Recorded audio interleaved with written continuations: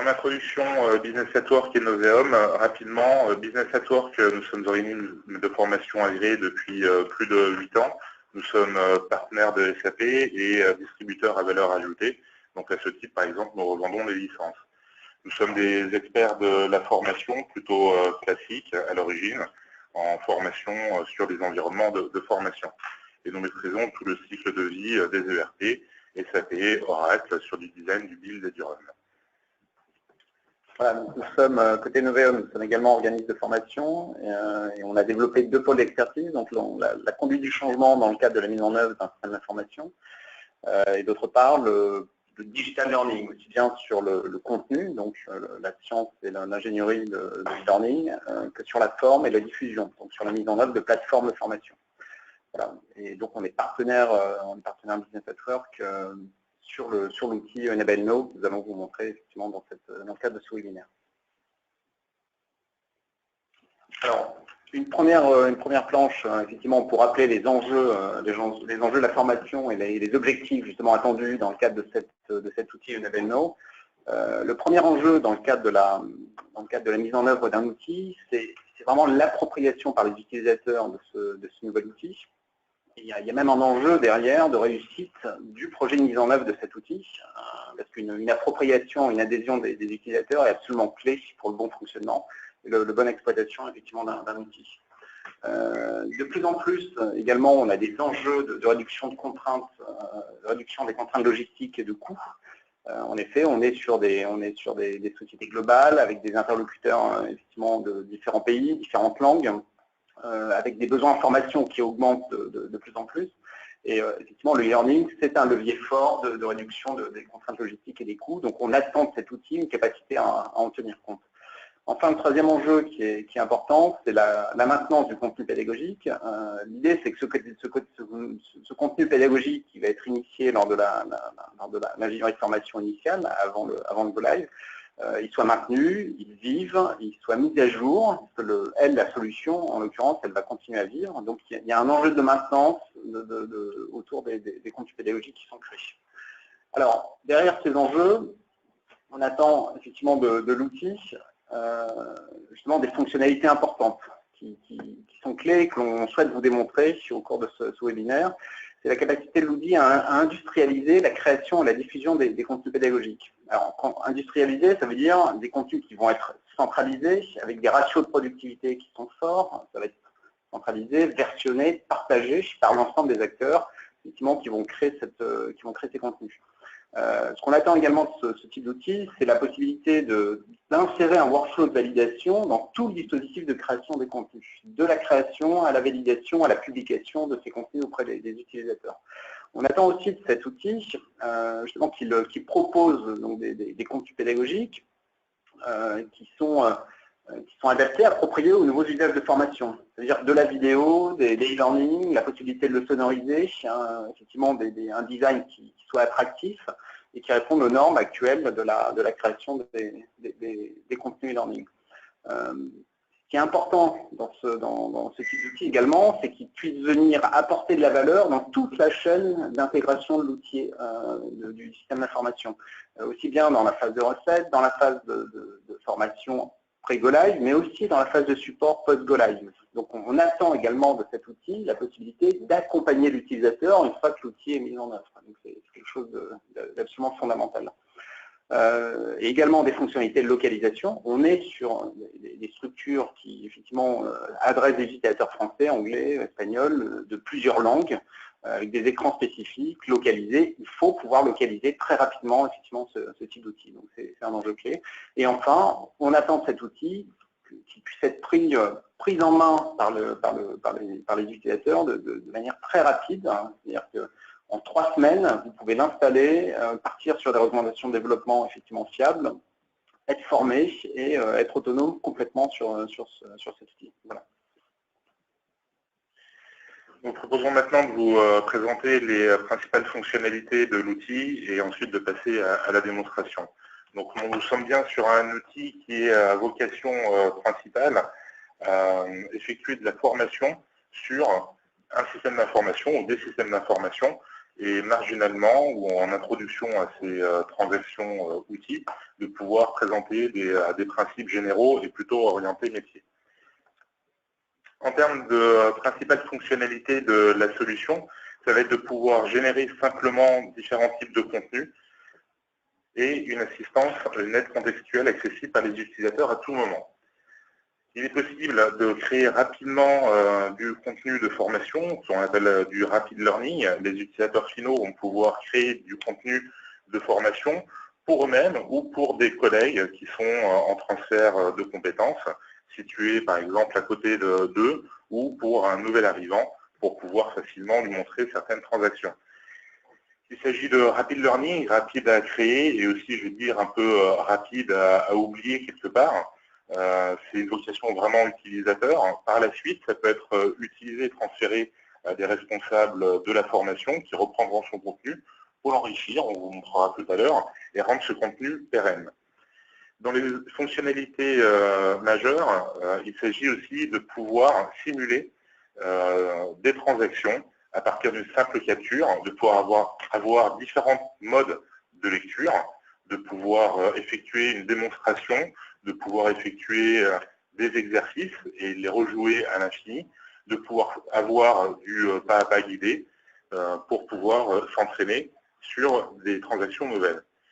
À partir d'un même enregistrement, on va être capable aussi de générer différents types de documentation, de la documentation de manuels de formation, de manuels utilisateurs, de processus, éventuellement de scénarios de test, que ce soit pendant les phases de conception, réalisation, et aussi après en termes de maintenance, après le Go Live. Une grosse fonctionnalité complémentaire, c'est une fois le Go Live effectué, de pouvoir apporter une performance à l'utilisateur, une performance support, avec une aide en ligne contextuelle en temps réel pour pouvoir accéder à du contenu et même avoir du guidage pas à pas. La dernière fonctionnalité est une fonctionnalité plutôt d'hébergement et de diffusion de contenu. Le contenu qui est créé en termes d'e-learning doit être mis à disposition des utilisateurs finaux.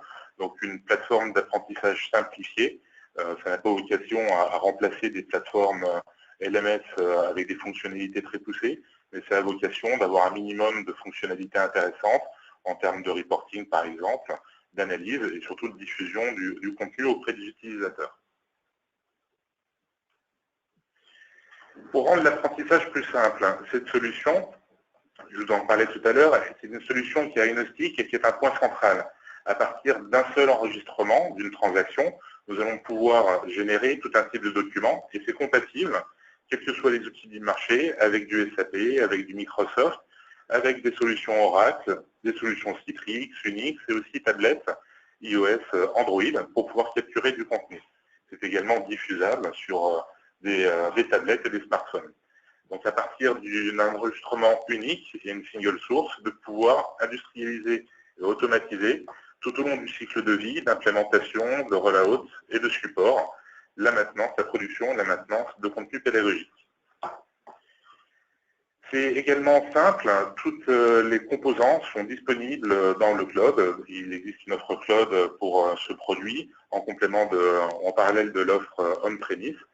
Toutes les fonctionnalités, tous les composants sont disponibles dans l'édition cloud pour effectuer toutes les fonctionnalités. C'est également facile d'apprentissage pour tous les utilisateurs avec un accès simplifié pour pouvoir créer du contenu et un accès simplifié pour consommer ce contenu, quelles que soient les populations d'utilisateurs, des utilisateurs finaux, des experts métiers qui vont être à l'origine souvent de création de contenu qui sera enrichi par des experts formation, des learning managers ou des instructional designers. Et pour eux, ça permet aussi de pouvoir avoir des fonctionnalités collaboratives avec des gestions de workflow, de partage d'informations, de centralisation, pour pouvoir partager les contenus en mode création jusqu'à la publication. Grâce à cet outil, c'est aussi depuis n'importe où et n'importe quand, grâce à une infrastructure cloud hébergée chez SAP, de pouvoir être accessible depuis n'importe où, depuis n'importe quel type de device, pour créer et pour consommer le contenu. Ce que je vous propose maintenant, c'est d'effectuer une démonstration autour de 5 séquences. La création d'un contenu simple. À ce titre, je vais utiliser une des fonctionnalités pour les utilisateurs finaux. Je vais créer un contenu simple, je vais vous le montrer, et ensuite je passerai la main à notre expert formation Digital Learning, Jérôme, qui pourra faire de l'enregistrement de contenu jusqu'à la publication de ce contenu. On vous montrera aussi un exemple de contenu enrichi, et on finira, si on a encore un peu de temps, pour l'aide en ligne contextuelle. Donc, je vais me connecter ici à l'espace manager, c'est l'espace sur le cloud à partir duquel on accède aux différents composants. Je vais d'abord ouvrir ce qu'on appelle le module Instant Producer. C'est un téléchargement d'applet Java et qui va permettre pour les utilisateurs finaux de pouvoir générer facilement du contenu. Je vais me connecter en parallèle à un ERP.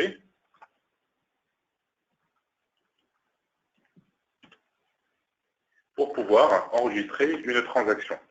Donc on voit sur la fenêtre de ce Instant Producer qu'on peut enregistrer un nouveau projet.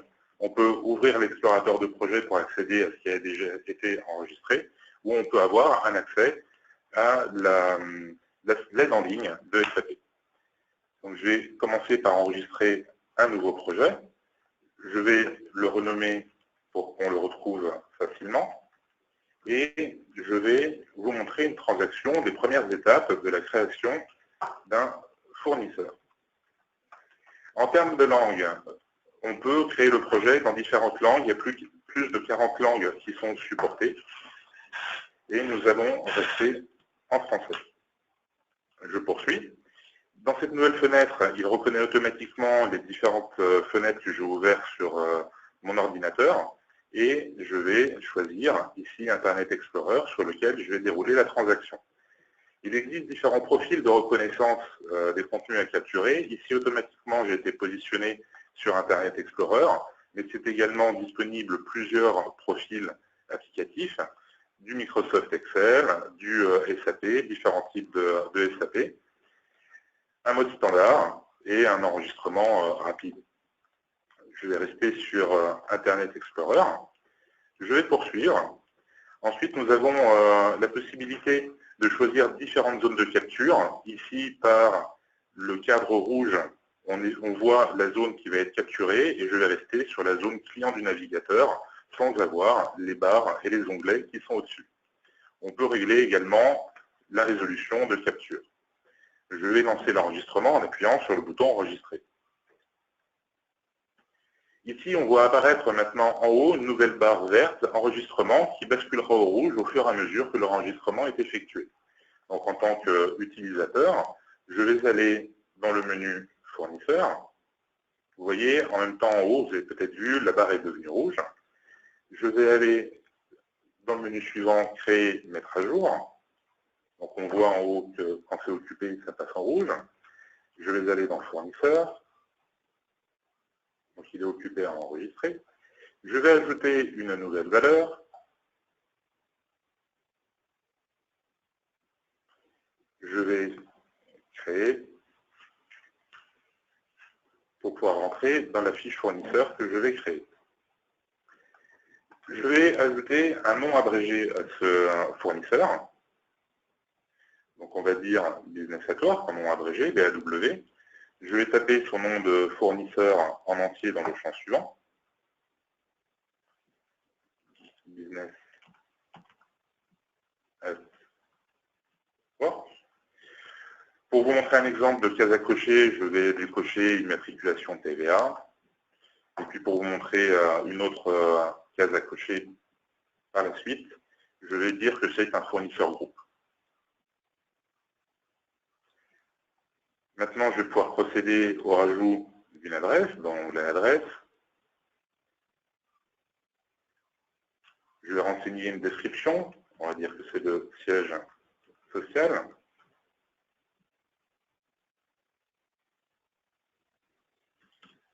Ensuite, je vais renseigner l'adresse. Notre siège social est au 11 rue des Petites écurie. Je vais choisir la ville.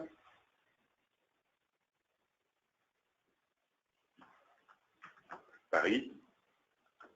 Je vais renseigner le code postal.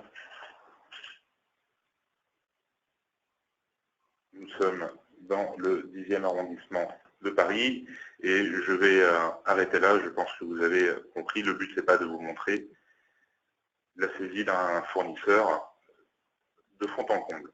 Donc en arrêtant automatiquement, il m'a ramené sur plusieurs fenêtres, derrière l'explorateur dans lequel on a déjà différents projets. Et dès maintenant, on peut exécuter le projet pour voir ce qui s'est passé et visualiser l'enregistrement.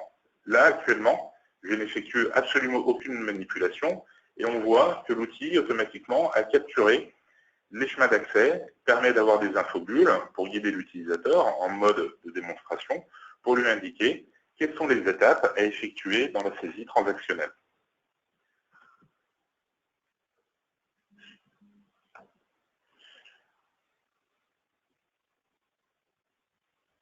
Donc là, ça continue à dérouler tout automatiquement et on voit la capture qui a été effectuée.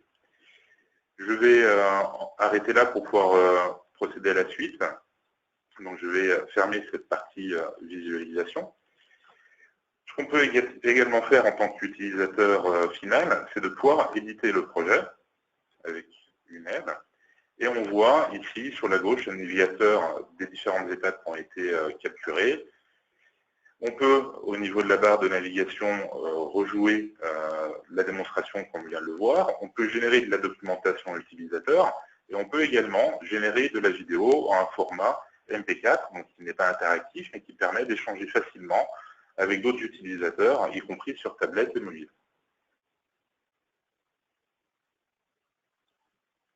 Voilà, j'ai fermé. Je vais revenir à la page d'accueil et maintenant,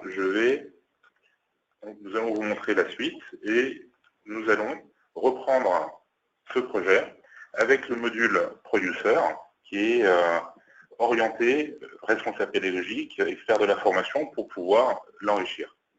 Et je vais passer la main à Jérôme.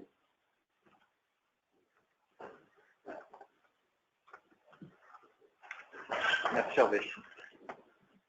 Alors, ce qui est intéressant effectivement, c'est que Hervé vous a montré le desktop assistant, effectivement, l'instant producteur, qui est vraiment orienté utilisateur finaux. Autrement dit, l'ensemble de vos responsables métiers sont en mesure de créer du contenu de manière très simple, avec un outil qui est à leur portée, qui est intuitif, et qui finalement, lors d'un enregistrement générique, va pouvoir capter l'ensemble des séquences à créer.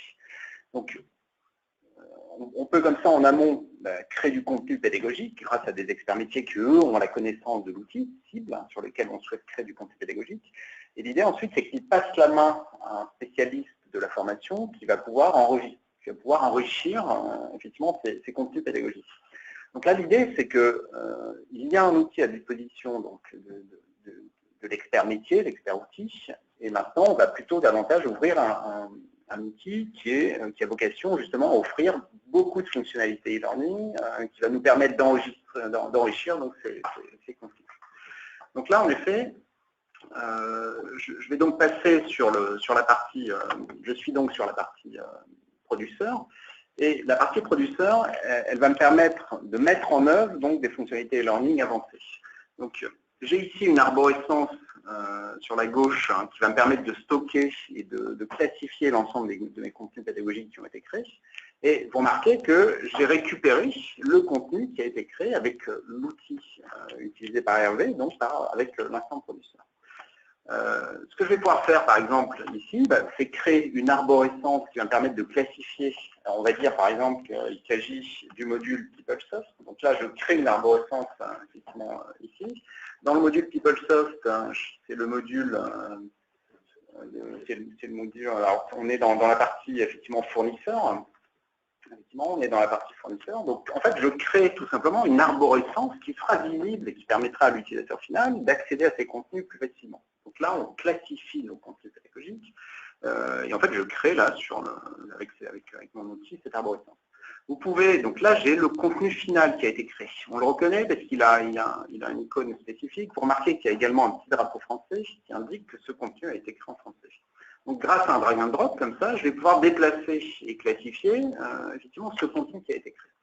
Donc là, dans PeopleSoft, dans la partie fournisseur, j'ai une fonctionnalité de création d'un fournisseur. On peut imaginer ensuite qu'on aurait mettre à jour un fournisseur, supprimer un fournisseur, etc. Donc on va pouvoir, comme ça, créer ces bibliothèques de contenu de formation. Alors, pour visualiser donc, ce contenu pédagogique, je double-clique simplement sur ce contenu. J'aurais pu cliquer sur l'icône éditer, mais je double-clique sur ce contenu. Et vous remarquez que ce que vous a montré Hervé dans l'instant introducteur, c'est finalement ça ressemble un peu aux mêmes fonctionnalités, sauf qu'on a accès à beaucoup plus d'icônes. On a une barre de menu qui est beaucoup plus riche et qui nous permet de faire beaucoup plus de choses. Sur la gauche, ici, vous avez ce qu'on appelle un storyboard. C'est-à-dire que c'est le déroulé chronologique finalement de l'ensemble des écrans qui vont être déroulés. Donc, regardez, de manière très simple, lorsque je clique sur la gauche, j'ai accès, effectivement, à un contenu d'écran qui est concerné, sur lequel je vais pouvoir agir et sur lequel je vais pouvoir apporter un enrichissement pédagogique. Donc voilà, c'est quelque chose de très intuitif. J'ai l'ensemble des étapes qui sont numérotées, voilà, c'est la partie lancée. Ensuite, je navigue ici, je vois que je navigue également ici, et à chaque fois que je sélectionne un écran, sur la droite, effectivement, le système m'indique, me donne un écran et m'indique quelle est la bulle et le message qui a été repris. Alors vous remarquez que Hervé donc, a capturé ce contenu pédagogique. On a un niveau de reconnaissance qui est très bon. C'est-à-dire que globalement, il a rejoué la séquence pédagogique sans faire de retouche. C'est-à-dire qu'en 1G, globalement, on a la possibilité, comme ça, avec le capteur de EnableNow, on a la possibilité d'avoir déjà un niveau de contenu qui est très bon. Donc on peut réutiliser. En fait, un utilisateur métier aurait très bien pu l'utiliser et le diffuser tel quel.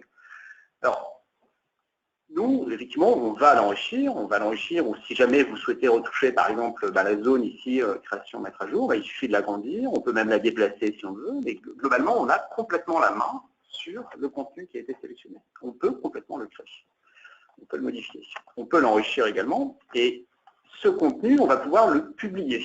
Donc, en fait, l'enjeu, c'est qu'on a une capture unique pour un usage multiple. C'est-à-dire qu'à partir d'une capture, on a une pluralité de publications qui est, vous allez voir, qui est vraiment importante. Regardez, côté doc, on a des documents de formation, on a l'aide au job, on a des feuilles de test, on a des documents effectivement d'audit, on a un guide pratique, on a une version PDF également, donc documents standards, documents de formation. On a ce qu'on appelle une bibliothèque de publication qui est mise à disposition de l'expert de formation que l'on va pouvoir générer. Alors, si je génère pas aussi, on a accès à un PDF, on a accès à des formats HTML. Donc, le format HTML, son avantage, c'est qu'on peut le mettre à disposition sur un site web, il se diffuse de manière très simple. Pour générer un document, il suffit simplement que je clique sur ce document. Voilà, sur le type de document que je souhaite générer, dans le cadre, donc c'est ce que je viens de faire là, sur la partie PowerPoint, et le système me génère automatiquement l'équivalent PowerPoint de l'enregistrement d'Hervé. Donc je viens de le générer, et on va pouvoir y accéder. Alors vous allez voir, le système s'appuie sur un template, et ce template, il est bien sûr parfaitement modifiable. Donc là, c'est un template classique, je veux dire EnableNow qui est proposé, et on peut suivre comme ça. Il y a un premier PowerPoint qui est généré sur l'ensemble des actions qui ont été réalisées. Voilà. Autre point effectivement important, c'est que je peux, par exemple, générer ici un doc, par exemple, on va dire un document de formation. Là, c'est sous format Word. Ce qui est intéressant, c'est que la plupart des outils, j'ai envie de dire du classique du marché, vont générer du e-learning. Là, on est sur des modalités de publication avec une pluralité de formats qui est inédite. Il y a très peu d'outils qui sont en mesure de générer l'ensemble de ce typologie de documents. Donc là, j'ai un document Word, effectivement, qui est généré. Et donc, vous voyez que le niveau de guide, effectivement, le niveau de reconnaissance des champs, l'ensemble du texte modèle, cliquer sur ajouter une nouvelle valeur, la reconnaissance des champs est très bonne. Et j'ai envie de dire que quand on crée un guide de formation, j'ai envie de dire 50% du travail consiste à faire des copies d'écran, à entourer effectivement la zone délimitée et à expliquer effectivement ce qu'on peut faire. Là, tout est fait de manière automatique. Tout est fait de manière automatique. La saisie des champs, enfin la saisie de l'enregistrement, effectivement, a pris du 35 minutes. Voilà, donc je reviens sur mon contenu. Vous avez également à votre disposition des contenus interactifs. On peut parler de e-learning, si vous voulez, mais par exemple, on a le mode démo. Le mode démo, c'est le mode que vous a montré Hervé. Donc c'est un mode où finalement l'utilisateur est passif et le système pousse de l'information utile. Donc l'utilisateur regarde ce qui se passe. Mais il y a également un mode, effectivement, exercice. Le mode exercice, c'est que, alors on va le lancer, en fait, le système invite l'utilisateur à réaliser la transaction. Donc là, par exemple, effectivement, il m'invite à cliquer sur fournisseur, bon, très bien, je clique dessus, il m'invite à cliquer sur créer, mettre à jour, je le fais. Donc je me laisse guider, en fait, je m'entraîne finalement à utiliser le système. Si je clique ailleurs, effectivement, le système me propose de réessayer. Donc je réessaye, je reclique ailleurs, et si j'y arrive pas, le système nous propose de l'aide. Donc je clique sur fournisseur. Voilà, on est donc là en mode exercice. Il y a également un autre mode qui est le mode test. Donc c'est le troisième mode, j'ai envie de dire, important. Le mode test, finalement, l'utilisateur, il est face à sa transaction et le système, finalement, va regarder comment réagit l'utilisateur. Donc je clique sur fournisseur, bon, il me confirme que c'est OK. Je clique sur créer, mettre à jour, le système me confirme que c'est OK. Et là, oui, c'est consulter fournisseur. Le système détecte, effectivement, la saisie n'est pas correcte, il me propose de l'aide. Voilà, donc il vient m'aider. Alors, on est sur les trois principaux modes ici, donc je viens de citer la partie démonstration, on est sur les trois principaux modes interactifs qui sont proposés par l'outil. Alors, il y a quelques règles, effectivement, quand on développe un contenu e-learning, c'est que quand on arrive typiquement sur un nouvel écran, l'idée c'est d'avoir une respiration dans le déroulé, et il est intéressant, par exemple, d'insérer ici ce qu'on appelle un mode, une explication. Je veux dire, on appelle un cadre d'explication, autrement dit, on va proposer à l'utilisateur un descriptif général de l'écran. Donc là, je viens de faire insérer effectivement explication, et regardez de manière très simple, il est possible ici, dans la partie, explication,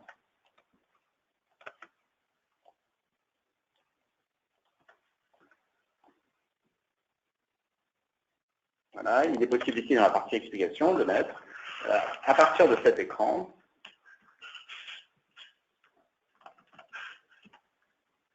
vous allez pouvoir, autrement dit, la logique, c'est la logique, effectivement, c'est de créer la logique, effectivement, c'est de créer une respiration, et l'utilisateur, effectivement, va pouvoir renseigner, va pouvoir voir ce message, et effectivement, ça va créer une respiration dans le déroulé du learning. Donc vous avez la possibilité comme ça de créer ce qu'on appelle des cadres d'explication, qui vont guider l'utilisateur. Vous avez également la possibilité, si vous le souhaitez, ici, d'insérer ce qu'on appelle des embranchements, par exemple. Effectivement, ici, vous pouvez insérer des embranchements, vous pouvez insérer des zones de saisie, vous pouvez insérer des surlignages, et par exemple, si vous le souhaitez, vous pouvez très bien décider, à la fin de votre déroulé, d'insérer un quiz. Par exemple, ici, je vais insérer un quiz à choix multiple. Donc, effectivement, sur ce quiz à choix multiple, voilà, sur ce quiz à choix multiple,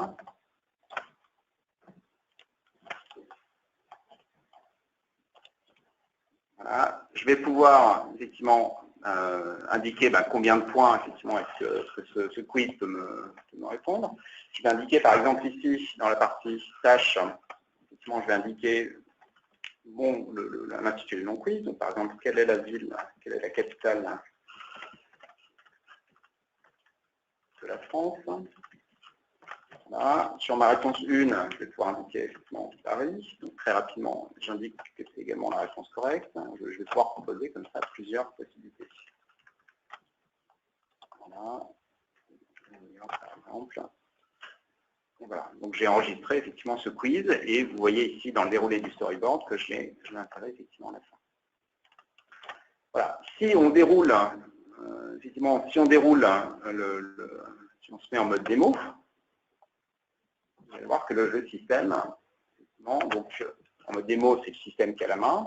Donc regardez ici, vous avez la possibilité d'avancer un peu plus vite sur votre mode démo. Et vous voyez le déroulé de votre transaction. Donc on voit l'ensemble du déroulé de la transaction. Et système, effectivement, donc là c'est une transaction que vous reconnaissez. Et regardez ici, à partir de cet écran, vous allez pouvoir, effectivement, on a donc bien une zone de commentaires qui est apparue, et le système attend que l'utilisateur valide. Voilà, donc je valide pour la suite, le système reprend la main, donc c'est bien ce qu'on appelle effectivement un cas d'explication, et on va pouvoir aller jusqu'à la fin du déroulé. Donc je vais un peu accélérer effectivement ici le déroulé. Voilà, et effectivement, sur la dernière transaction, le système nous a proposé un quiz, donc quelle est la capitale de la France? Je sais Paris, effectivement. Et le système a enregistré le fait que la réponse était bonne, sinon il nous aura indiqué effectivement que la réponse était pas bonne, et le mode démo, effectivement, également. Alors, effectivement, une fois que vous avez enregistré, vous avez enrichi vos différents contenus, vous avez la possibilité, si vous le souhaitez, de les localiser de manière automatique. C'est-à-dire que dans le dossier fournisseur, ici, regardez, c'est une opération qui va aller vite, je vais avoir des options de localisation. C'est-à-dire que je clique dans Outils, donc je sélectionne mon répertoire fournisseur, je vais dans Localisation, et effectivement, j'indique au système de tout traduire, de traduire l'ensemble de ces contenus pédagogiques. Voilà, sachez que le principe, c'est qu'en fait, le système duplique le contenu pédagogique que j'ai créé et le localise. Je vais un peu vite, mais globalement, le système nous a dupliqué la partie fournisseur et il a dupliqué effectivement le contenu avec une langue anglaise. Si j'ouvre mon contenu, je peux constater qu'effectivement, l'ensemble de ce qu'on appelle mon texte modèle est passé en anglais. Je peux constater que l'ensemble de mon texte modèle est passé en anglais. Voilà, donc bien sûr, il a gardé l'ensemble des valeurs de mes écrans. En fait, ce que propose l'outil Enable Now maintenant, c'est un recorder automatique. C'est-à-dire qu'il est capable c'est un robot qui est capable de recapturer l'ensemble des écrans qui seront en anglais. Je me dépêche un peu pour respecter le planning. On va juste terminer par une fonctionnalité qui est vraiment importante, c'est la capacité de l'outil typiquement à créer ce qu'on appelle des livres. Donc ça, c'est quelque chose d'important. L'utilisateur, il va avoir accès à une arborescence de contenu. L'idée, c'est de ne pas proposer que des contenus de type applicatif avec effectivement un contenu sur un écran qui dépasse, ce qui est important. Mais ce qui est toujours important dans une action de formation, c'est toujours de rappeler des éléments métiers à l'utilisateur final, de présenter un processus, par exemple, et derrière de l'illustrer à travers un contenu dans l'utilisation d'un outil. Donc, ce que permet de faire un livre, par exemple, donc là, on va dire le métier fournisseur, ce que permet de faire un livre, ici, donc je vais le mettre dans la partie française. Ce qui va me permettre de faire un livre, c'est bien sûr, on va pouvoir donc créer des pages donc dans ce livre. Voilà, donc là, par exemple, ici, on va mettre une introduction. Voilà, et donc là, j'ai un éditeur spécial pour créer une page. L'idée, c'est de créer des pages intermédiaires qui vont être des zones explicatives. On peut faire quasiment du e-learning métier ici, et ça va être des points de lancement vers les éléments de démo sur l'applicatif. Donc, dans ces pages, je vais pouvoir donc créer, par exemple, ici, on va mettre du texte, on va dire donc, explication d'un processus, par exemple. Voilà, je vais faire OK, et effectivement, je vais pouvoir l'augmenter, le mettre en gras. En fait, je peux le mettre en forme, et ça peut être, imaginez, ça peut être une page de lancement vers laquelle je vais effectivement ici, je vais pouvoir lancer, par exemple, je vais pouvoir lancer ici une vidéo ou une audio, une vidéo par exemple ici. Alors, effectivement, c'est une possibilité. Et je vais pouvoir aussi insérer, si vous le voulez, un lien vers une démo. Par exemple ici, j'aimerais lancer un lien vers une démo, donc je double-clique effectivement sur ce lien et je viens pointer vers une démo effectivement que l'on vient de créer. Donc j'enregistre ces éléments, voilà, et on va pouvoir aller visualiser ce que donne ce livre qui a été créé. Donc si je vais dans PeopleSoft ici, je vais pouvoir donc faire une publication globale de l'ensemble de mon arborescence. Donc, je vais pouvoir publier l'objet sélectionné. Sachez qu'en publication, on peut créer du SCORM, de l'AICC, de l'exécutable. Vous pouvez créer, bien sûr, l'outil répond à l'ensemble des normes SCORM et peut être inséré dans n'importe quelle plateforme de formation. Mais voilà, je peux créer aussi un document standard, qui est un document HTML, en fait. Donc, je vais générer là automatiquement. Là, vous avez une publication finale, telle qu'elle a été publiée, et vous retrouvez l'arborescence que l'on a créée. Alors, il y a deux arborescences fournisseurs, puisqu'il y a deux langues, en fait, une partie anglaise et une partie française. Et regardez, là, je vais retrouver finalement la page que je viens de créer. Je vais retrouver la page que je viens de créer, ici, avec explication d'un process, effectivement, et qui va me permettre de lancer directement mon contenu. Voilà, donc l'intérêt de cette arborescence sur la gauche, effectivement, c'est qu'on va pouvoir comme ça décliner un ensemble de contenus à travers des livres, à travers des pages, qui vont nous faire pointer directement sur des contenus pédagogiques que l'on a créés. Alors, ce qu'on souhaite vous montrer là, c'est qu'on a fait une démo, je veux dire, from scratch, c'est-à-dire qu'on est vraiment parti d'un contenu et on a créé, on a enrichi. Sachez que, regardez ici, vous avez un exemple de contenu qui a été créé avec une arborescence. Et on s'aperçoit que grâce à justement l'outil livre et page, on peut créer des contenus qui sont interactifs, qu'on peut faire apparaître suivant certaines positions de la souris. Vous avez la possibilité donc d'insérer des animations, donc, qui sont des animations extrêmement riches. Voilà.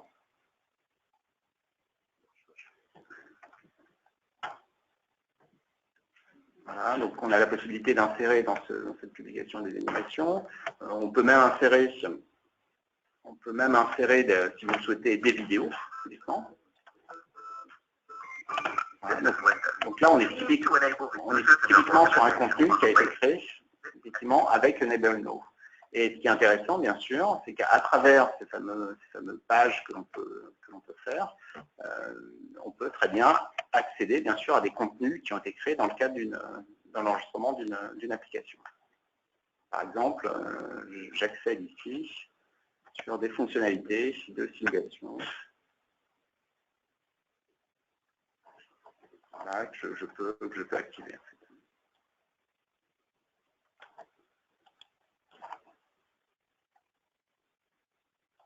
Voilà, donc de mon côté, j'en ai terminé sur la partie, effectivement sur la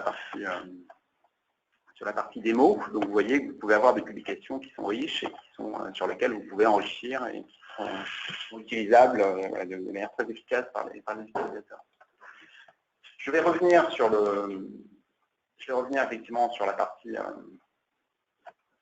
ici, effectivement, PowerPoint, présentation. L'intérêt de Enable Now, c'est que par sa pluralité de publications, il va vous proposer, vous permettre de créer, donc, même de faire des dispositifs présentiels, c'est-à-dire créer des guides de formation.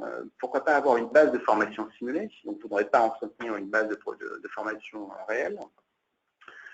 Donc, ça sera un premier accompagnement que vous allez pouvoir mettre en œuvre. Vous allez pouvoir mettre en œuvre également un dispositif multimode, donc basé sur du e-learning. Donc, ça va venir améliorer la courbe d'apprentissage de l'utilisateur. Mais surtout, vous allez pouvoir vous appuyer sur ce dispositif pour les accompagner dans la phase de post-production, la phase qui suit la phase de Go Live, effectivement, pour justement lutter efficacement contre la courbe de l'oubli. C'est-à-dire que tout ce matériel pédagogique que vous avez créé, vous allez pouvoir le mettre à disposition dans une étape de support et qui va être disponible effectivement par les utilisateurs. Et c'est l'occasion justement de laisser la main à Hervé pour vous montrer un outil justement qui, dans le cadre d'un dispositif de support, va vous permettre justement d'aider l'utilisateur.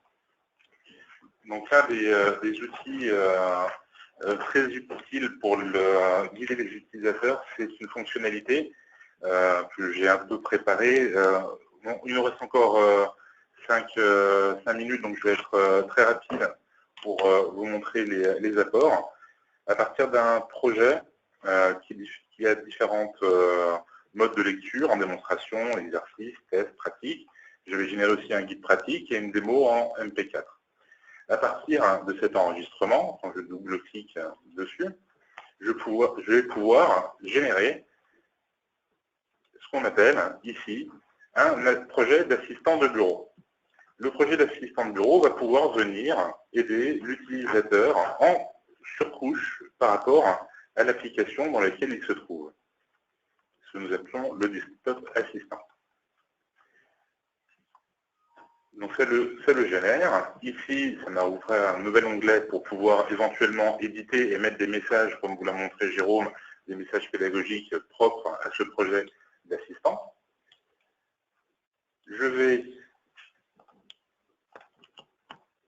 ici, on a le desktop assistant, je vais le mettre dans le répertoire pour pouvoir le retrouver avec mes jeux.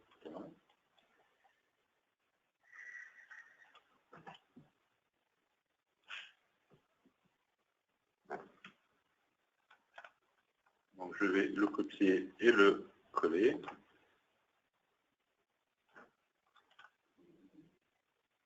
Le copier et le coller. Dupliquer ici.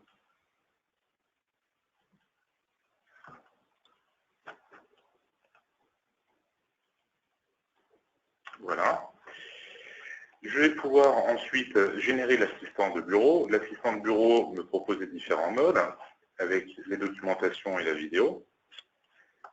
Je vais vous le simuler comme pour un utilisateur et je vais lancer l'assistant de bureau. L'assistant de bureau permet un affichage en surimpression d'une ampoule et d'une assistance. Ici, il n'y a pas de contenu qui ont été référencés, mais par contre, si je me positionne au niveau de la même capture que j'ai effectuée tout à l'heure, vous voyez apparaître ici les différents e-learning qui ont été produits et on peut accéder à une visite guidée, par exemple. On peut accéder aux différents contenus qui ont été produits et publiés. Et si on lance la partie visite guidée, ça va être une assistance.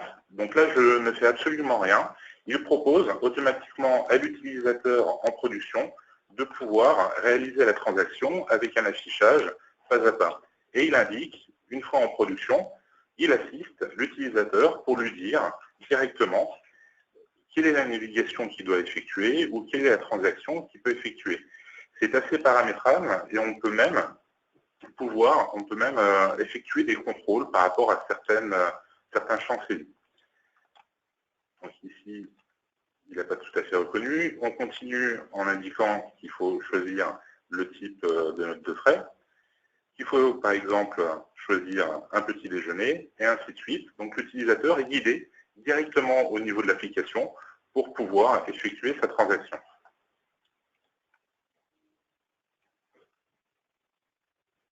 Ce que je vous propose maintenant, c'est de revenir à la partie PowerPoint. En termes de comment sécuriser votre projet.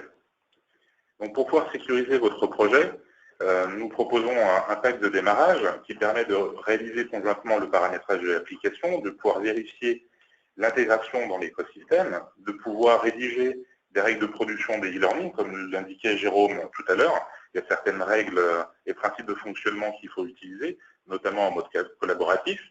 Nous proposons dans ce pack de démarrage un transfert de compétences sur SAP NebenNo de 2 à 4 jours en fonction des besoins, pour pouvoir vous permettre d'être autonome à partir de 3 semaines. En 3 semaines, vous êtes autonome à pouvoir créer du contenu. Pour plus de solutions sur mesure, nous pouvons vous assister à la production de contenu en cas de ressources internes non suffisantes pour pouvoir créer du contenu, par exemple en mode démarrage, en pic de charge. Nous pouvons vous aider sur un coaching à l'utilisation de l'outil au respect des règles de l'art et des bonnes pratiques, de pouvoir vous apporter en mode conseil des pratiques. Nous pouvons aussi former des formateurs relais à l'utilisation du matériel pédagogique produit avec NebenNo et effectuer du coaching auprès de ces formateurs relais. Nous pouvons aussi vous assister lors de la dispense de formation auprès des utilisateurs finaux. Nos formateurs habitués à ces e-learning peuvent vous aider à dispenser des formations auprès des utilisateurs finaux pour un accompagnement sur mesure.